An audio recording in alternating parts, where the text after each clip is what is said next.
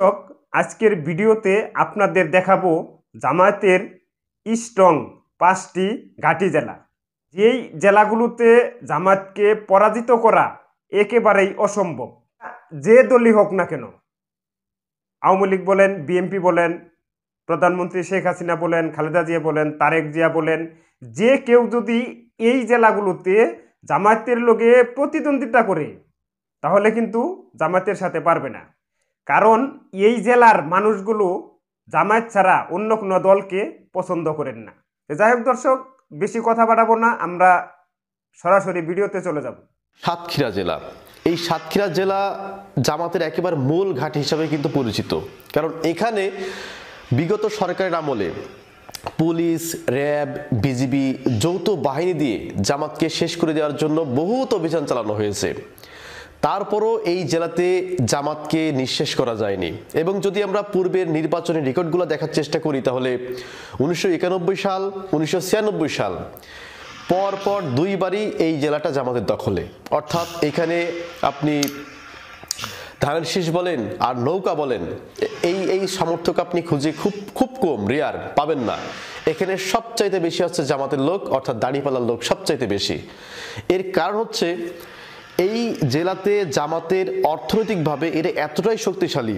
যদি আপনি সাতক্ষীরা জেলার যতগুলো প্রতিষ্ঠান আছে ম্যাক্সিমাম প্রতিষ্ঠান আপনার জামাত থেকে পরিচালিত বা জামাতের সম্পর্কযুক্ত প্রতিষ্ঠান। এই জেলাতে আপনার মাদ্রাসার সংখ্যা হচ্ছে 274টি, তার ভিতরে 240টি মাদ্রাসা আছে জামাত নিয়ন্ত্রিত। এরপরে বাংলাদেশের আরেকটি ঘাঁটি জেলা আছে, সেটার নাম হচ্ছে রাজশাহী জেলা। এখানে জামাত শিবিরের তৎপরতা অনেক বেশি। সত্যি কথা বলতে কি জানেন, যে যার যত টাকা আছে তার খুঁটি তত মজবুত। তো রাজশাহীতে জামাত শিবিরের সবচাইতে প্রতিষ্ঠান সবচাইতে বেশি। এখানে আপনার রাজশাহীতে যতগুলো প্রতিষ্ঠান আছে, এখানে আপনি শিক্ষা প্রতিষ্ঠান বলেন, কোচিং সেন্টার বলেন, আদার্স যে প্রতিষ্ঠানগুলো আছে, ম্যাক্সিমাম প্রতিষ্ঠান হচ্ছে জামাতের। বিগত সরকারের আমলে যখন এই রাজশাহীতে স্টিম রোলার চালানো হয় জামাতকে শেষ করে দেওয়ার জন্য, তো তারপরে পুলিশ কিন্তু হিমশিম খেয়ে যাচ্ছিল। তো তৎকালীন সময়ে এই রাজশাহীর পুলিশ কমিশনারকে ঊর্ধ্বতন কর্তৃপক্ষ জানতে চায় যে এত পুলিশ, এত র্যাব, এত বিজিবি, এত যৌথ বাহিনী তোমার সঙ্গে দিচ্ছি, তারপরও এই রাজশাহী থেকে জামাতকে তুমি নির্মূল করতে পারছো না কেন? তো তখন ওই কমিশনার কি বলছিল জানেন? তো তিনি বলতেছে যে এখানে আমরা নির্মূল করতে পারছি না, একটাই সমস্যা, সেটা হচ্ছে এখানে যতগুলা বিল্ডিং আছে, এখানে জামাত যে ব্যবসা বাণিজ্য করে, কোনো ব্যবসা বাণিজ্য তারা কিন্তু ভাড়ায় নিয়ে করে না। প্রত্যেকটা বিল্ডিং, প্রত্যেকটা বড় বড় যে বাড়ি আছে সব জামাতের নিজস্ব।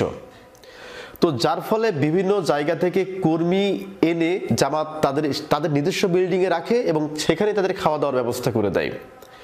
তো যার ফলে আমরা ওইভাবে অভিযান চালাতে পারি না। এবং আরেকটি পয়েন্ট হচ্ছে রাজশাহী যে বিশ্ববিদ্যালয় আছে, এখানে যদি 1000 স্টুডেন্ট এই বিশ্ববিদ্যালয়ে পড়াশোনা করে, তার ভিতরে 600 স্টুডেন্ট হচ্ছে আপনার শিবির।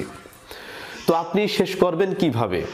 তো যার ফলে এত রাষ্ট্রীয় শক্তি ব্যবহার করার ফলে এই রাজশাহীতে জামাতকে ততটা কিন্তু দুর্বল করতে পারে নাই। বাংলাদেশের জামাত ইসলামীর ঘাঁটি জেলার মধ্যে আরেকটি ঘাঁটি জেলার নাম হচ্ছে বাগেরহাট জেলা। এখানেও জামাত শিবিরের যে তৎপরতা, এখানেও তাদের তৎপরতা চোখে পড়ার মতো। এবং এখানে তাদের যে ঘাঁটি বা যে মজবুত যে খুঁটি, এই খুঁটিকে নষ্ট করা বা এই খুঁটিকে নচ্ছট করার মতো ক্ষমতা অন্য কোনো দলের নাই। আমি জাস্ট একটা শুধু উদাহরণ দেবো। এখানকার এই বাগেরহাট জেলায় যিনি জামাত ইসলামের সাবেক আমির ছিল, তার নাম হচ্ছে মঞ্জুরুল ইসলাম রাহাত, জামাতের এই আমির। তো জামাতের আমির মঞ্জুরুল ইসলাম রাহাতকে ধরার জন্য পুলিশের ওসি ফোর্স নিয়ে তার বাসা ঘেরাও করে এবং এই খবরটা জানতে পারে জামাত ইসলাম এবং শিবিরের যারা সদস্য আছে তারা। এরপরে তাকে এটা আমি কিন্তু বিগত সরকারের কথা বলছি, এখনকার কথা না। যে সময় আওয়ামী লীগ জামাত শিবিরের উপরে স্টিম রোলার চালায়, মানে তাদের উপরে পুরো রাষ্ট্রীয় শক্তি ব্যবহার করে, সেই সময়ের কথা বলছি। তো সেই সময় যখন পুলিশ জামাতের এই বাগেরহাট জেলার আমিরকে যখন ধরতে আসে, এই খবর শোনার পরে পুলিশ এবং জামাতের যে লোকজন আছে এদের মধ্যে ব্যাপক একটা সংঘর্ষ হয়।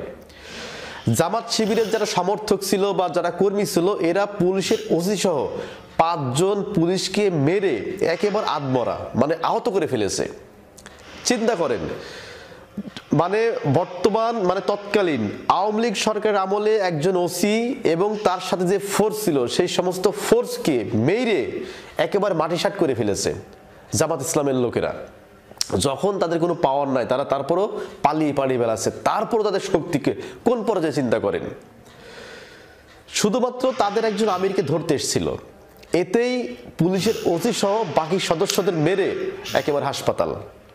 তাহলে কতটা শক্ত অবস্থানে আছে এই বাগেরহাট জেলা জামাত শিবিরের যারা নেতাকর্মী আছে।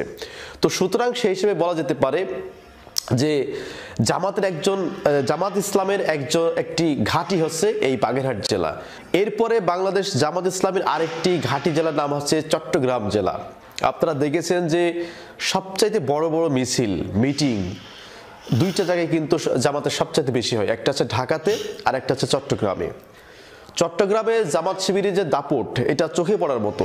তাদের আপনি সমাবেশগুলি দেখেছেন, তাদের কর্মী সম্মেলন দেখেছেন, যে বিশাল বিশাল কর্মী সম্মেলন তারা কিন্তু চট্টগ্রামে করে।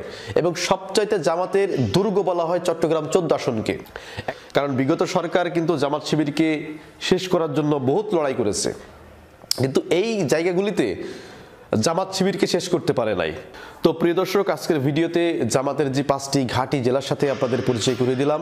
এই 5টি ঘাঁটি জেলা সম্পর্কে যদি আপনাদের কোনো মন্তব্য থাকে তাহলে অবশ্যই কমেন্ট করে জানাবেন।